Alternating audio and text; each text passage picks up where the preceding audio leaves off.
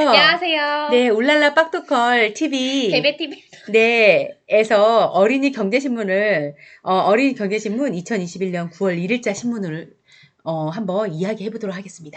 오늘의 초대 손님, 주연 나와주세요. 아니 엄마 왜?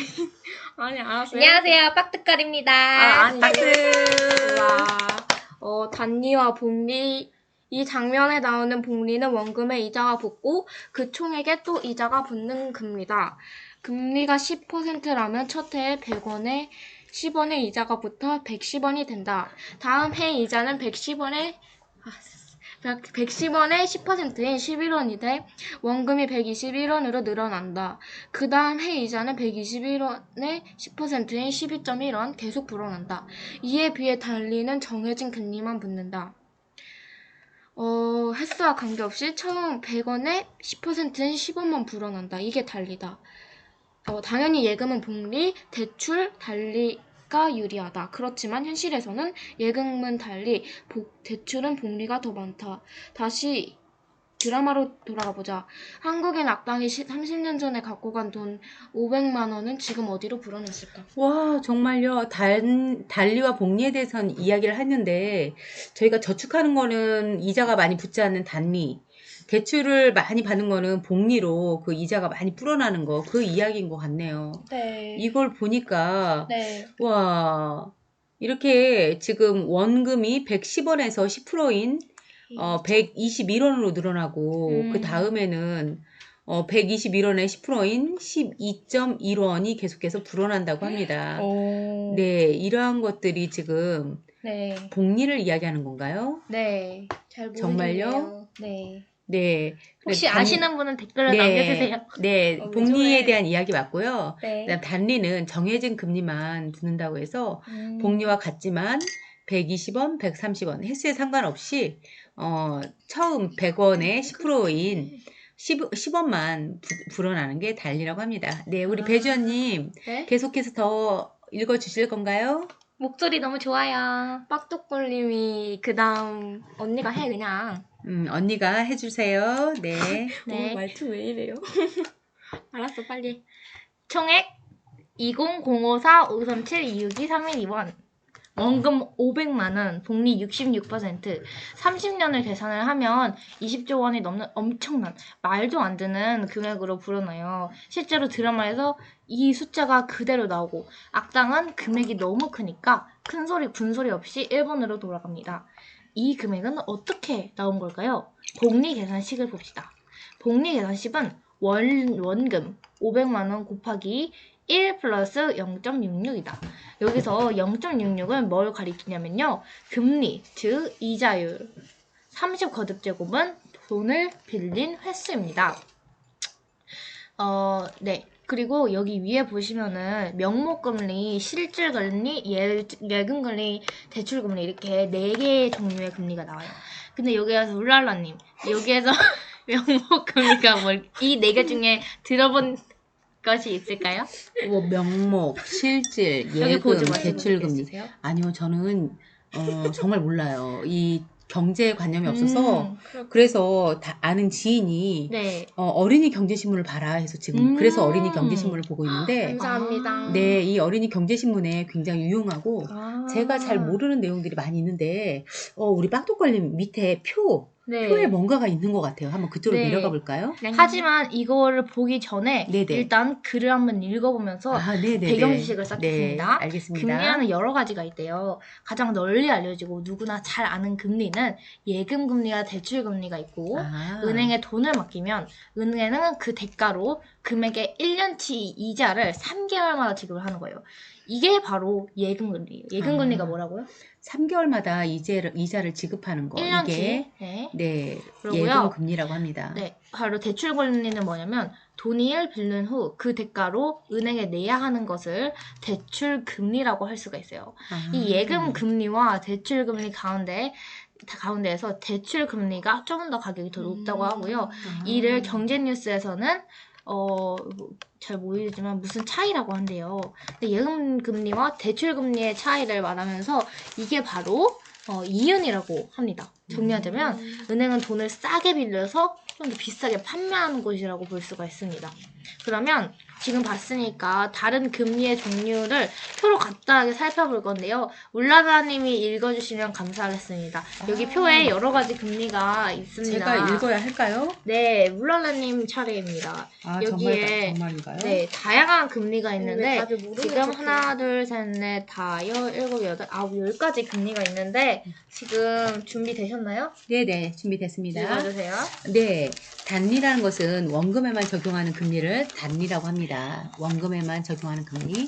복리는 원금에 이자가 붙고 그 이자가 붙은 것을 원금으로 다시 해서 이자가 붙는 금리가 복리라고 합니다. 예금 금리는 예금, 즉 금융회사에 돈을 맡기는 것, 거기에 적용하는 금리가 예금 금리라고 합니다.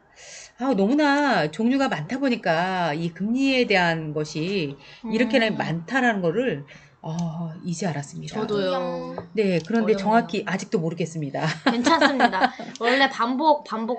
그런가요? 네. 네, 단리와 복리만 오늘은 알고 싶은데요. 밑에 다 읽어야 할까요? 네, 당연하죠. 아, 너무 읽지 마세요. 네, 그런 것 같아요. 이 그냥- 읽는 게 의미가 네. 없고요. 오늘은 단리하고 복리만 확실히 알고 갈게요. 네, 좋습니다. 단리는 다시 정리할게요. 네. 단리는 원금에만 적용하는 금리를 단리라고 한대요. 단리. 나 그거 먹고 싶어. 그 다음 복리는 원금에 이자가 붙고 이자가 붙은 것을 다시 원금으로 해서 이자가 다시 붙는 거.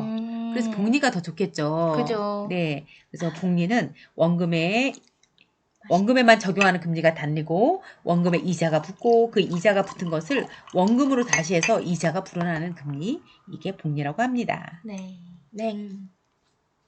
금리는 우리 경제활동에 직접 큰 영향을 준다고 해요. 그래서 신문과 방송에서는 매달 한국은행의 기준금리가 어떻게 되는지 관심 있게 보도를 한다고 해요. 이런 기준금리는 국가 경제는 물론 우리 생활에 많은 영향을 미치기 때문이라고 해요.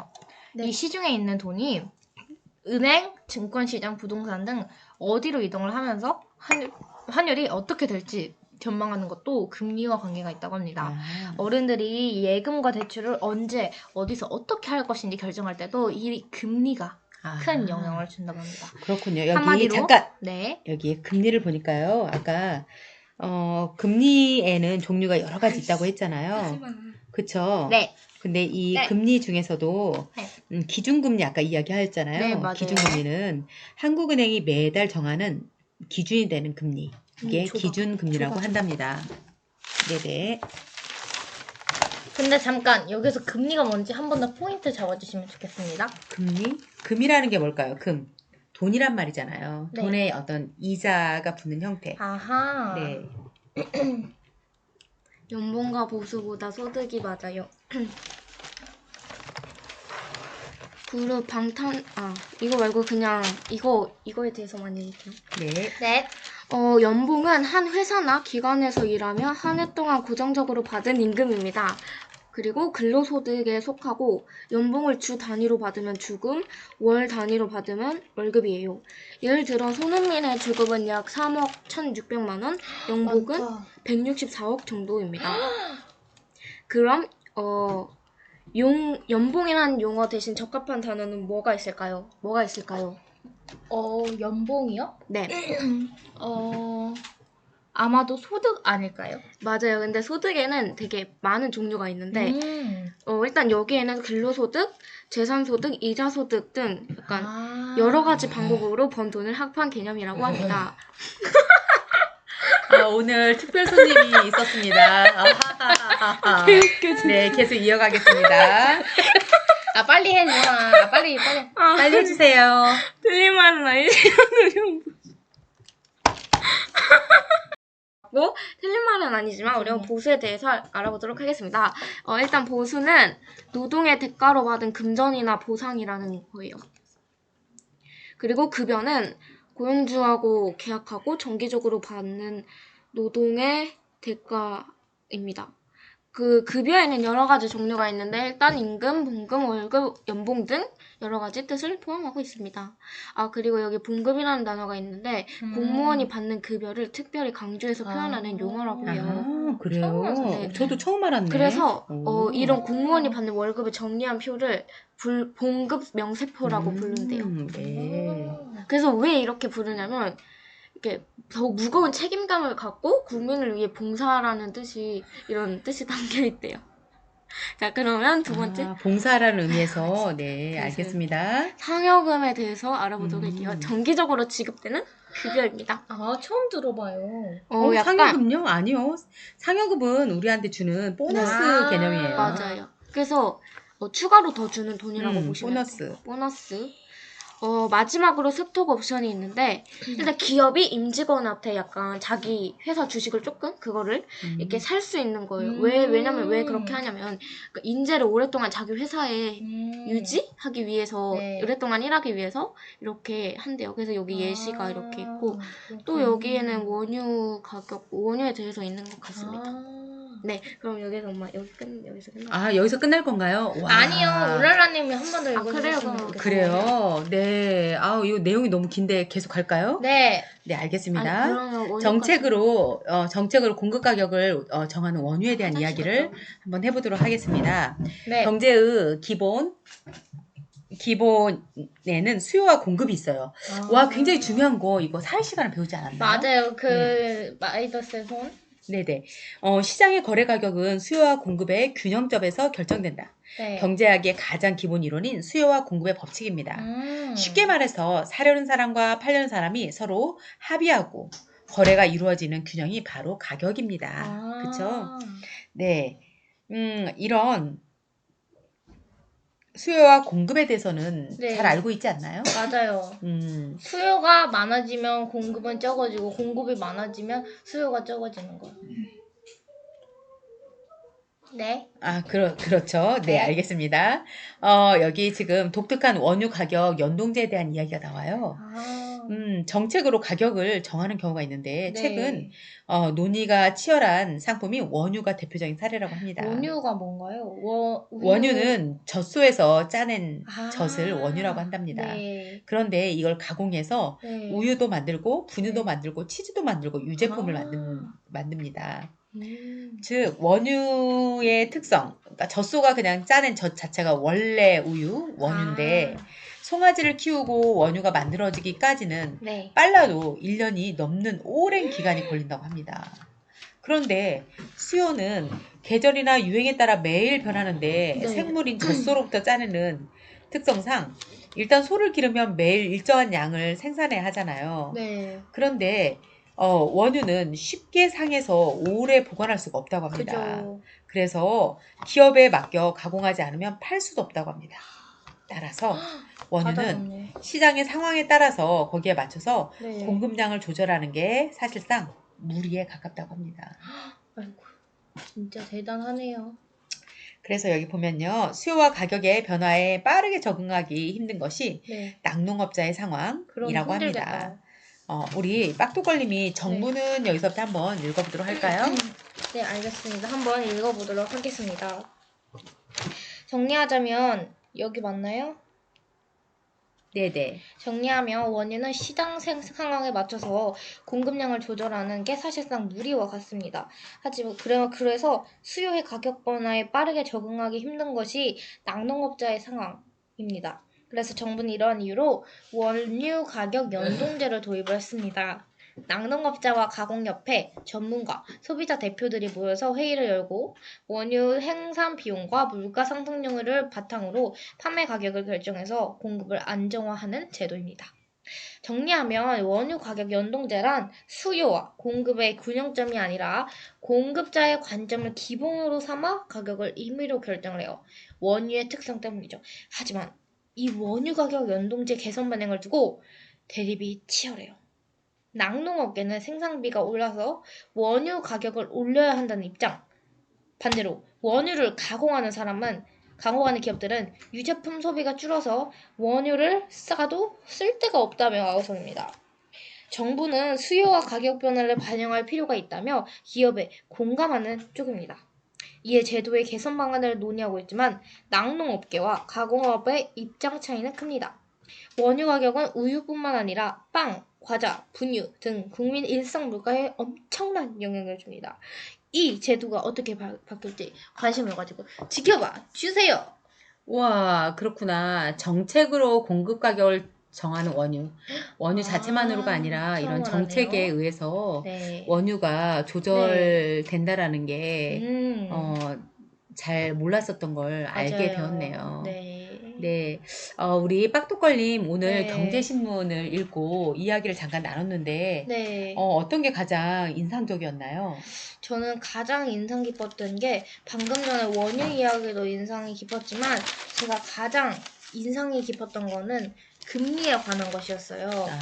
금리에 관한 네, 거요? 왜냐면 네네. 제가 평소에 금리라는 것이 이제 미국에서 이제 예전에 제로 금리라는 것이 아, 봤는데 그게 뭔 뜻인지 몰랐는데 이것을 통해서 이제 금리에 대한 개념과 또 금리에는 이제 단리복리와 이제 단리 금리랑 이제 복리 금리가 있다는 것을 알게 되면서 좀 더 경제에 대해서 박식해진다는 것을 느꼈고 이것을 통해서 좀 더 경제가 저한테 가깝게 다가왔다는 느낌이 들었습니다. 와, 그렇군요. 그래서 저희가 어려운 경제보다는 이렇게 쉽게 어린이 경제신문 같이 쉽게 접근할 수 있는 이런 경제관념, 경제교육을 가정에서도 이렇게 했으면 맞아요. 좋겠습니다. 그래서 정말 저희가 찬성합니다. 네, 오늘 지금 빡독걸님과 함께 울랄라님, 또 주연주연님.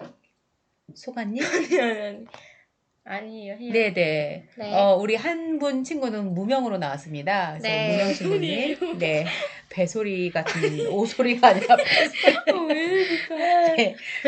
그래서 저희 가족을 베베 클럽이라고 하기도 하는데요. 베베TV입니다. 베베TV인가요? 네, 별로라고 합니다. 네, 이런 잡음 괜찮은데. 이해해 주세요. 음. 오늘의 경제 신문 토크쇼 여기서 마치도록 하겠습니다. 야. 감사합니다. 계속해서 시청해 주세요. 주세요. 구독, 사랑은? 구독. 아니죠. 댓글과 좋아요. 댓글, 그만해요. 댓글과 좋아요는 이웃주가? 사랑입니다.